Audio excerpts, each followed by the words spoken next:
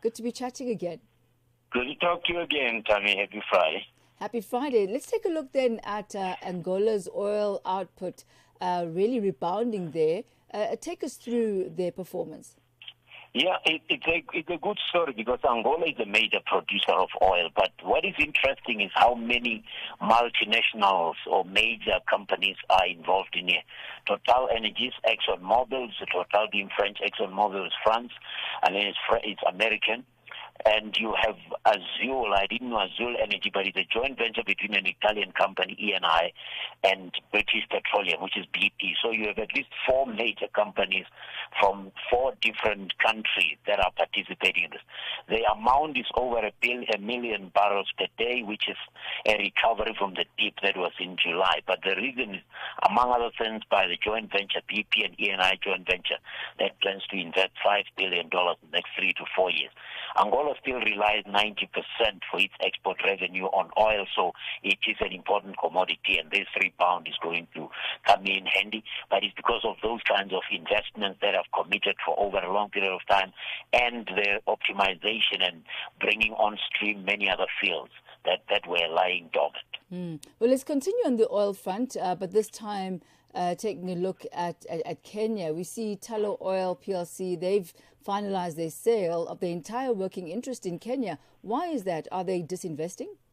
Yeah, Tullow Oil is an Irish company listed in London, and it has been disinvesting. I think they exited Gabon as well in the Central Western Africa region, and they might have exited Uganda as well. So they were one of those early investors on the African continent in the oil industry. They were also invested in Ghana. I don't know where they are on that, but they have been rationalizing. I think it's just a matter of the risk profile of the African continent, either not flying with the the appetite of the investors, because they are selling their Kenya business to Gulf Oil, Gulf Energy, which is, and it's not a surprising trend, Thami, if we just look at how much Middle Eastern companies are investing in Africa. So probably the Middle Easterns, with all the money that they made in the oil industry there, they have a lot more money to invest. If you just check, they're in the top three. By top three, I mean the Middle East, alongside China and the U.S. when it comes to investment. $40 million they're going to be investing this year, 40 million next year, and 40 million in 2028. So money is definitely not the problem here. But Tullow Oil will get a bit of money to take care of their business elsewhere. Let's take a look at Russia. You'll remember when South Africa was exploring their entire nuclear power project, that Russia was at the heart of that. It looks like Ethiopia is following suit. Yeah, Russia. Every time President Trump makes all the saber noises that he makes about not doing business with Russia, the world seems to just not pay attention, because BRICS nations are just influential. President Abiy Ahmed of Ethiopia met with Alexander Ligachev, who's the DG, Director General of Rosatom, which is heavily invested on the African continent. Already, last week the Ethiopians inaugurated, or 2 weeks ago, inaugurated the Grand Ethiopian Renaissance Dam, which is a hydro energy project, but this one is nuclear. So they are not playing. They want to be the powerhouse, literally, of the East African region and the Horn of Africa. And this is just another example. They are going to also be having partnerships in agriculture, in energy, in healthcare, and in defense. There you have it. Defense is a story, because the Grand Ethiopian Renaissance Dam raised some kind of tension between Ethiopia and Sudan and Egypt. So that defense cooperation is just a way of saying we've got our defense beefed up through partnerships with BRICS nations.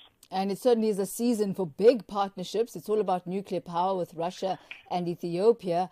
But we see the aviation sector being the chosen sector between Liberia and Saudi Arabia. Exactly. Just another point about the Middle Eastern countries just investing. Just remember that they are in the top 3 sources of investment capital in Africa, and their reputation is they invest big money when they do. The Chinese lead with jobs created. Americans lead with a number of projects they invest in. But the Middle Eastern investors are bringing big billions of dollars kind of projects. And this is another agreement. A small country in West Africa saying, we want to get our civil aviation authority going. That is important for tourism. It's important for all kinds of things. But again, it's just that collaboration is no longer Europe and North America. It shows that Middle East is an area that we must all be watching. Middle East and Africa looking like a very popular combination there. We'll leave it at that for this Friday, Victor. Always a pleasure.